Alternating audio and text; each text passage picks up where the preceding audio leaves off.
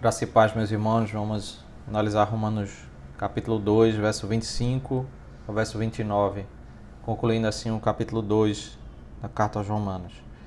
Aqui nós temos uma segunda refutação de Paulo, aquilo que certamente os judeus responderiam diante dessa série de ensinos em que o homem não pode, pelas suas próprias obras, ser aprovado diante do Senhor, diante do tribunal do Senhor. Se os judeus, no verso 17 ao verso 24, poderiam argumentar sobre o quanto eles conheciam a lei, o quanto eles instruíam as pessoas ignorantes e crianças sobre a vontade do Senhor, é possível também que os judeus argumentariam sobre o selo da aliança, o selo do pacto, a circuncisão que foi dada pelo Senhor ao povo, e ali marcava como eles tinham aliança com o Senhor. Eles poderiam responder a Paulo dizendo que a circuncisão certamente iria ser uma garantia de que eles jamais seriam rejeitados pelo Senhor, eles não seriam reprovados diante desse tribunal do Senhor. Mas Paulo quer dizer a eles que a circuncisão não iria garantir a salvação deles. Aquele selo do pacto, o selo externo, não iria garantir que eles seriam aprovados ou seriam melhores do que os gentios, porque eles não eram. Diante do tribunal do Senhor, o Senhor apenas iria aprovar aqueles que fossem perfeitos em suas obras, para aqueles que estavam buscando aprovação pela lei diante do Senhor. O verso 25 diz isso quando nos ensina: a circuncisão tem valor se você pratica a lei, mas se você é transgressor da lei, a sua circuncisão já se tornou incircuncisão. Veja que Paulo está novamente voltando ao tópico da aprovação pela lei. E aqui eles responderiam voltados na segurança que eles tinham olhando para a circuncisão. Mas Paulo derruba essa segurança ao dizer que se eles, embora circuncidados, tendo o selo do pacto, o selo visível, eles fossem transgressores da lei, a circuncisão se tornou uma incircuncisão, era como se eles fossem pagãos. Não garantia a salvação, a vida eterna.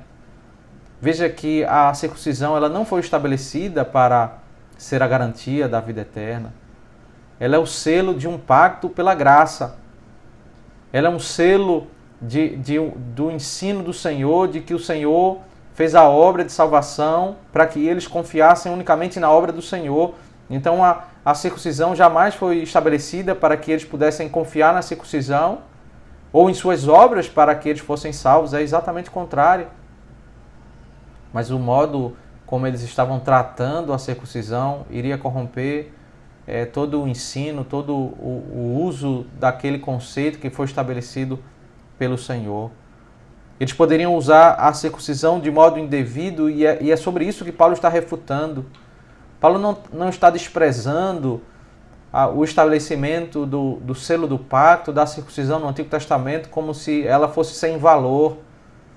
E por isso é que no capítulo 3 ele vai trazer uma palavra de ressalva ao tratar o valor do selo do pacto, de tudo aquilo que Deus estabeleceu para a nação judaica, porque eles têm um valor diante de Deus por toda a riqueza que Deus derramou sobre eles. Mas o ponto aqui especificamente tratando no capítulo 2 é sobre se essa riqueza que Deus deu para eles faz com que eles possam ser garantidos como salvos pelas suas próprias obras, e Paulo está dizendo que não. A circuncisão não foi dada para que eles estivessem garantidos como salvos, que eles pudessem viver uma vida completamente à parte da vontade do Senhor, e eles pudessem simplesmente olhar para a circuncisão e por causa desse selo do pacto, eles pudessem estar confirmados que eles seriam aprovados naquele tribunal. Eles não poderiam, porque pelas obras deles, eles estariam rejeitados pelo Senhor. E aí o verso 26 e verso 27 vai desenvolver esse conceito por meio de uma comparação. E a comparação aqui é uma comparação destacando um judeu que é circuncidado e é transgressor da lei, e um gentio que não é circuncidado e ele é cumpridor da lei do Senhor. O verso 26 diz: portanto, se a incircuncisão observa os preceitos da lei, não será essa incircuncisão considerada como circuncisão? E se aquele que é incircunciso por natureza cumpre a lei, certamente ele julgará você que, embora tenha a letra da lei, e a circuncisão é transgressor da lei. Paulo estabelece um contraste aqui que iria expor o quanto que o judeu não poderia confiar na sua própria circuncisão. Ele levanta uma ilustração, um caso em que imagine um gentio cumpridor da lei. O que é melhor, um gentio cumpridor da lei ou um judeu circuncidado que não observa a lei, que não olha para a prática da vontade da palavra do Senhor? Toda essa comparação para fazer com que o judeu refletisse de que ele não poderia ser melhor do que o gentio. Está de modo muito claro que Paulo ele não quer aqui estabelecer que exista um gentio que possa, de fato, cumprir toda a lei do Senhor e ser perfeito nos seus caminhos. Ele apenas quer estabelecer uma comparação para provar ao judeu que sobre o quesito de obediência e ser aprovado pela lei diante do Senhor, a sua circuncisão ela não é melhor do que aquele que está incircunciso. Porque se houvesse um homem que não tem a circuncisão e que ele pudesse ser obediente à vontade de Deus, ele seria melhor do que o judeu nesse quesito, nesse tribunal, nesse momento do julgamento em que as obras fosse o critério da salvação. O judeu não seria melhor do que o gentio.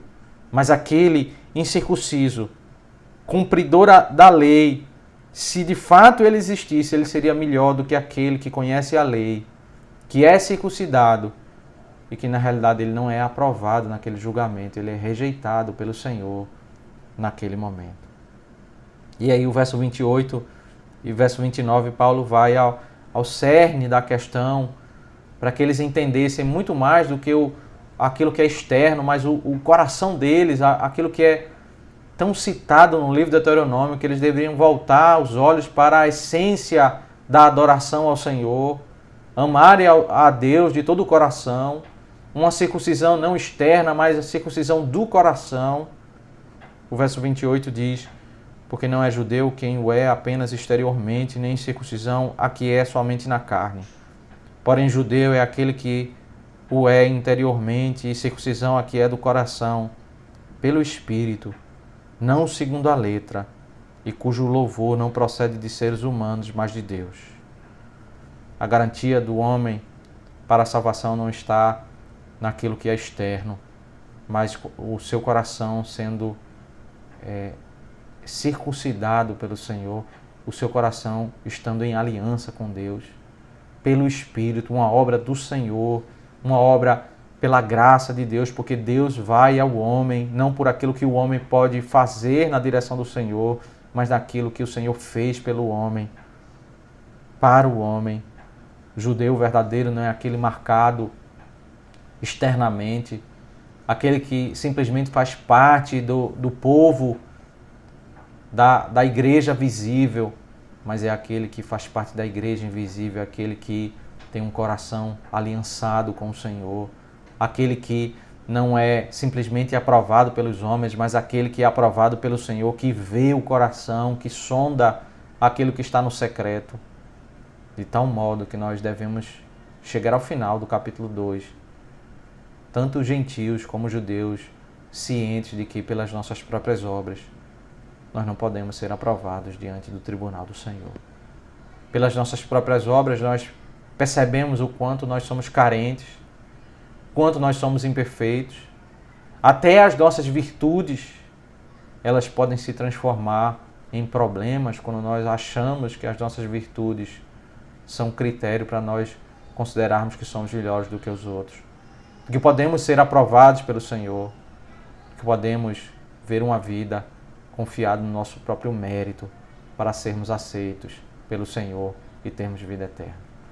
Quando nós olhamos para o que fazemos para a glória de Deus, para o Senhor, nos ministérios, nos serviços, e nós confiamos nisso, para termos a segurança da nossa vida eterna, nós estamos falhando diante do Senhor.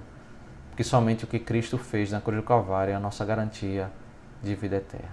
É assim que nós devemos concluir, é assim que, especialmente todo judeu, todo aquele que cresceu num ambiente religioso, todo aquele que cresceu na igreja, ele deve entender todo o conhecimento que ele tem desde a infância de ouvir a palavra de Deus. Isso não é garantia de que ele tenha a vida eterna, mas ele deve ter aliança com o Senhor, ele deve confiar inteiramente na graça do Senhor, porque somente aí ele pode ter a vida no Senhor. Que o Senhor Deus nos abençoe. Oremos ao Senhor. Damos graças, ó Deus, pela tua bondade. Damos graças por tão grande salvação. Pedimos, ó Deus, que essa mensagem de salvação, de graça, ó Deus, penetre no coração de cada um de nós, para compreendermos, ó Deus, o quanto nós somos falhos, o quanto nós dependemos da obra de Cristo para termos vida eterna. Isso nós oramos e agradecemos em nome de Cristo. Amém.